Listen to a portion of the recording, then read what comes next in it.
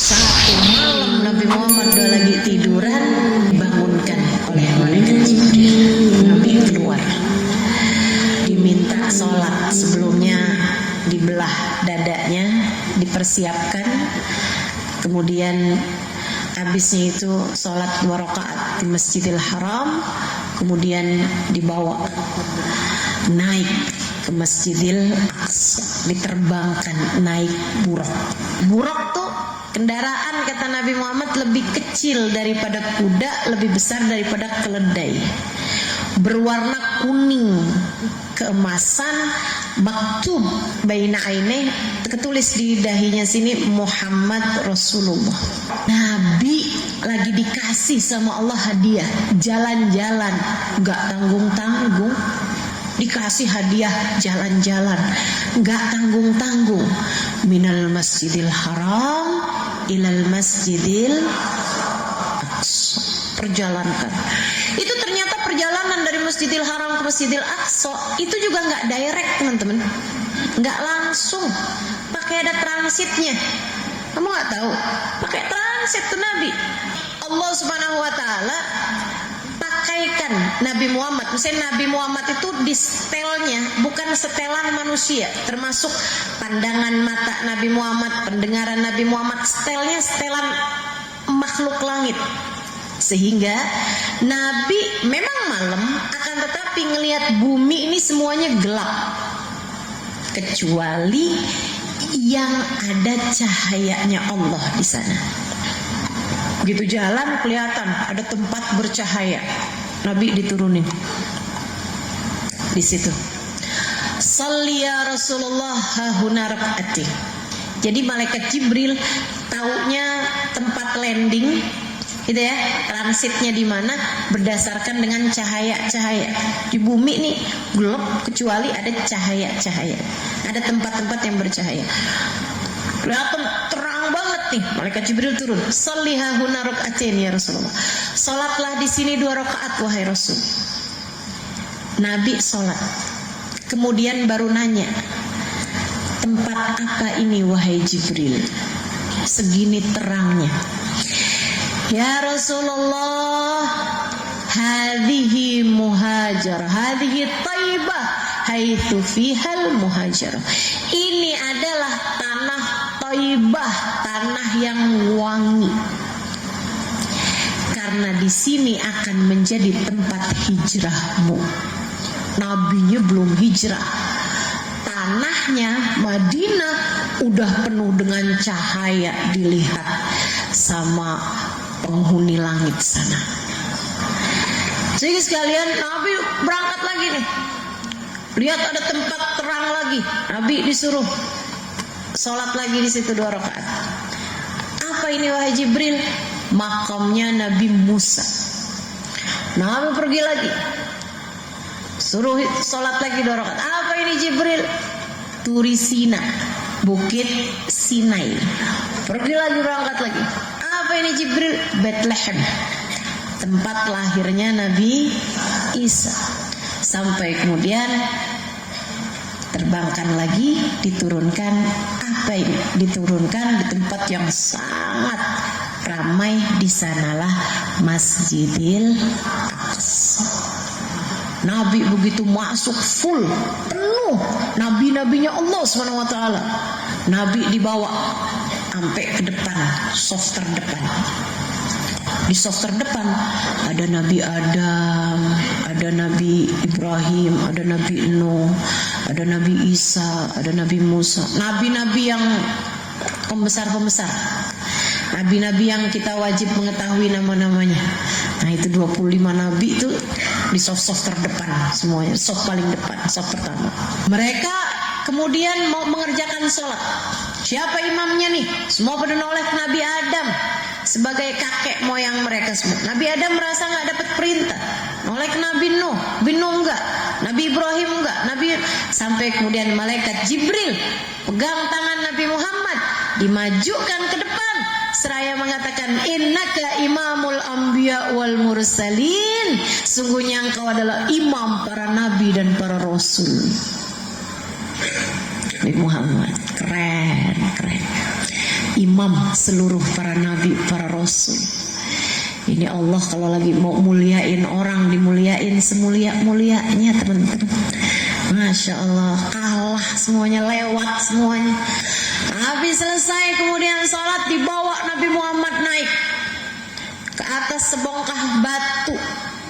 Dari sana kemudian Nabi Muhammad dimi'rajkan, dinaikkan menuju langitnya Allah Subhanahu wa taala Jalla Jalaluhu wa ta'ala azamatu bersama dengan malaikat Jibril. Nabi naikin. Lihat langit pertama, langit kedua, langit ketiga, langit keempat, langit kelima. Nabi lihat surga dengan segala macam isinya. Nabi lihat neraka dengan segala macam isinya. Nabi ketemu sama malaikat Ridwan. Cakep bener. Sampai Nabi Muhammad bilang, ya Allah Ridwan, andai gak ada balasan orang surga kecuali ngeliat muka kamu dicukup dari cakepnya. Tapi Nabi Muhammad begitu ngeliat neraka, terus ngeliat malaikat penjaga neraka, malaikat Malik, Nabi Muhammad juga bilang begitu, ya ampun, andai gak ada balasan di neraka selain ngeliat mukanya malaikat Malik, niscaya sudah cukup sebagai siksaan bagi penghuni neraka. Allahumma ajirna minan nar, Allahumma ajirna minan nar wa adkhilnal jannata ma'al abrar ya aziz ya ghaffar. Semoga kita semua dijauhkan dari neraka dan dimasukkan Allah ke dalam surga.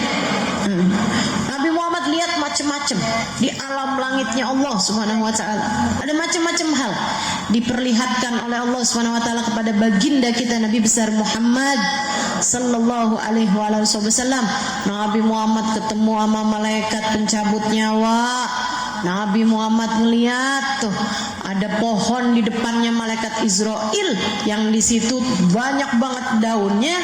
Katanya malaikat Israel, daunnya ketulis namanya semua orang yang hidup di atas muka bumi ini. Yang daunnya masih hijau berarti umurnya masih rada panjang. Kalau udah daun yang menguning, tuh udah mau deket tuh. Apalagi kalau udah coklat, nah terus dijatuh, udah tuh. Diutuslah malaikat pencabut nyawa untuk mulai mencabut nyawanya.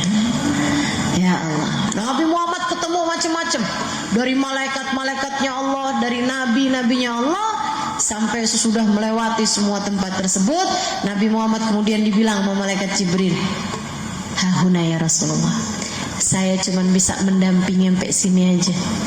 Lah gimana nih Jibril? Katanya sayang, masa di tempat asing semacam ini engkau hendak meninggalkanku? Bukan gak sayang Rasul, malana illa lahu maqamum ma'lum.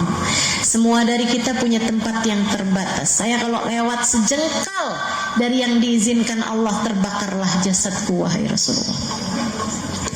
Sampai sini wahai Rasul, tenang, engkau tidak akan berjalan sendirian, engkau hanya akan diperjalankan menuju Allah Subhanahu wa ta'ala. Saya hanya bisa pesan, nanti kalau ketemu sama Allah jangan lupa ucap salam. Nabi Muhammad nanya, kaifa uhayyi, gimana cara saya ucap salam kepada Allah wahai malaikat Jibril? Malaikat Jibril ajarin, qul at-tahiyatul mubarakatus salawatut thayyibatu lillah. Lebih wahai Jibril. Nabi Muhammad kemudian diperjalankan Allah, menembus hijab demi hijab, melewati alam demi alam, melewati segala macam makhluk-makhluknya Allah Subhanahu wa ta'ala, menembus cahaya demi cahaya, melewati hijab sampai di Sidratul Muntaha. Wa kana qaba qausaini au adna. Allah pertemukan baginda kita Nabi Muhammad dengan Allah Subhanahu wa ta'ala Jalla Jalaluhu wa ta'ala azamatuh. Ustazah, bukannya Allah tidak bertempat, tidak berarah? Betul, Allah tak bertempat, tak berarah, tapi Nabi Muhammad perlu tempat untuk berjumpa dengan Allah.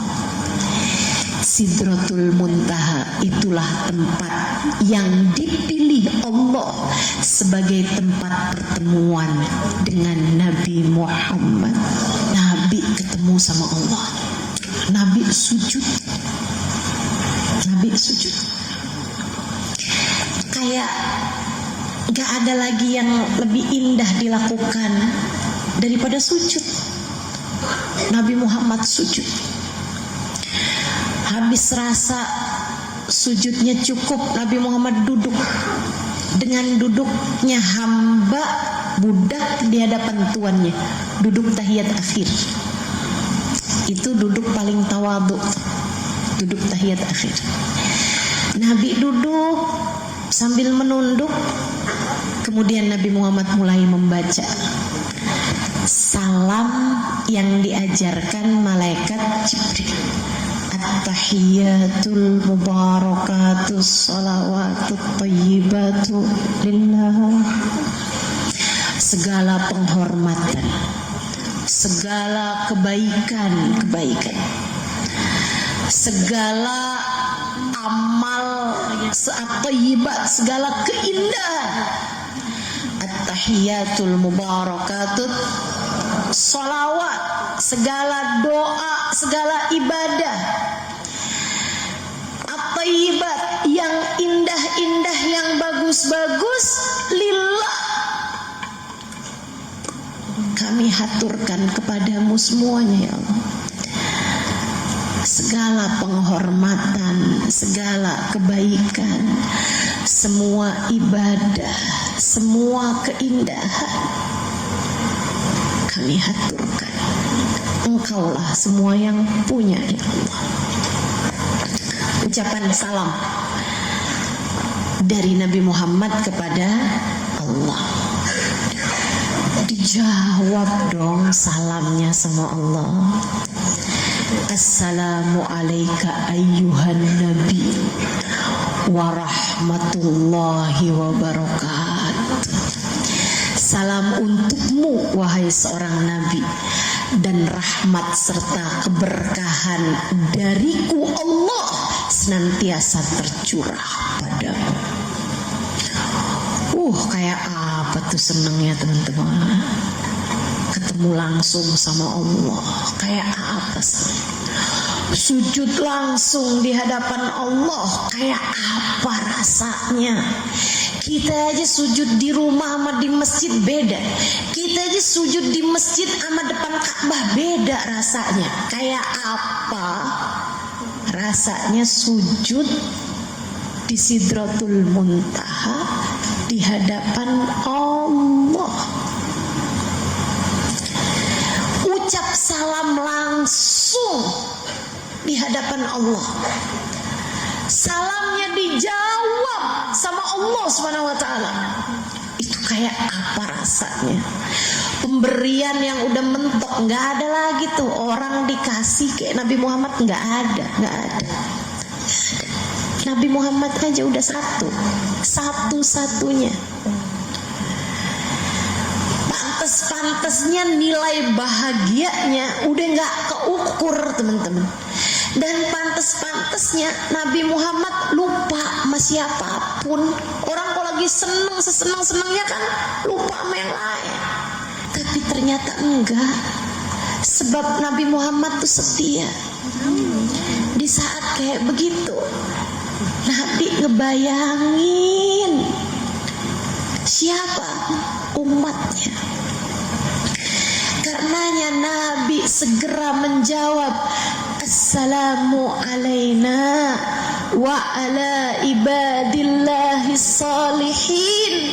Terima kasih atas salammu untukku ya Allah.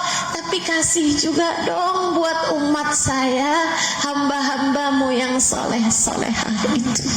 Gimana cara kita mau terima kasih sama Nabi Muhammad yang udah inget sama kita sampai di Sidratul Muntaha?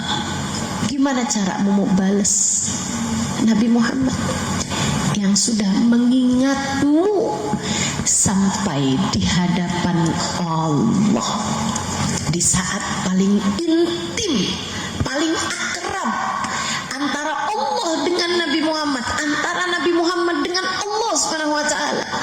Nabi Muhammad tidak lupa kepada kita umatnya. Assalamu alaina wa ala ibadillahis salihin. Kita hanya perlu terus-terusan minta sama Allah, ya Allah, jadikan kami umat Nabi Muhammad yang solehah. Sebab kalau enggak, kita enggak masuk tuh dalam salamnya Nabi Muhammad kepada Allah. Karena yang diminta sama Nabi Muhammad untuk selalu diberi salam dari Allah, keselamatan dari Allah, bahagiaan dan rahmat dari Allah adalah hamba-hambanya yang soleh. Assalamu alaina wa ala ibadillahis. Saat itu tuh nggak ada siapapun bersama dengan Allah dan Nabi Muhammad, nggak ada. Tapi malaikat langit, malaikat bumi, malaikat yang ada dimanapun Allah perdengarkan perbincangannya, sehingga mereka ketika habis denger nih, at-tahiyatul mubarakatus salawatut thayyibatu lillah, kemudian dijawab sama Allah, assalamu alayka ayyuhan nabi wa rahmatullahi wa barakatuh. Nabi Muhammad jawab lagi, assalamu alayna wa ala ibadillahi salihin.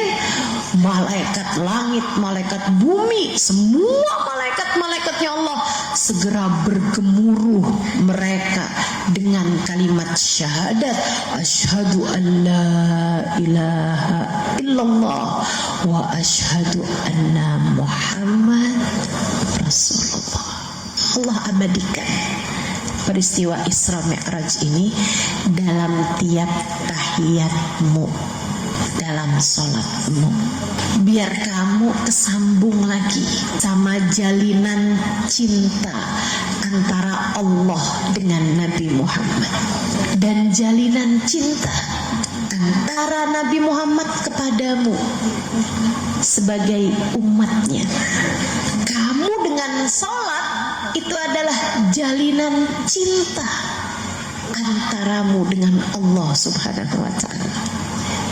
Itu kayak lagi disambungin segitiga cinta antara Allah ke Nabi Muhammad, antara Allah kepadamu lewat sholat, antara Nabi Muhammad kepada Allah dalam Isra Mi'raj, antara Nabi Muhammad kepada kita saat Nabi mengingat kita saat Isra Mi'raj, antara kita dengan Allah dalam sholat kita menghadap Allah, antara kita dengan Nabi Muhammad dalam peristiwa Isra Mi'rajnya Nabi Muhammad. Lagi diingetin, karenanya sholat itu adalah jalinan cinta antara kita sama Allah, antara kita sama Nabi Muhammad. Siapa yang mutusin sholatnya, dia udah mutusin hubungannya antara dia sama Allah, antara dia sama Nabi Muhammad. Makanya ketika ada seorang sahabat yang bilang, ya Rasulullah, doakan saya biar di akhirat nanti saya bersama denganmu, wahai Rasul. Kamu nanya apa hajat saya Rasulullah?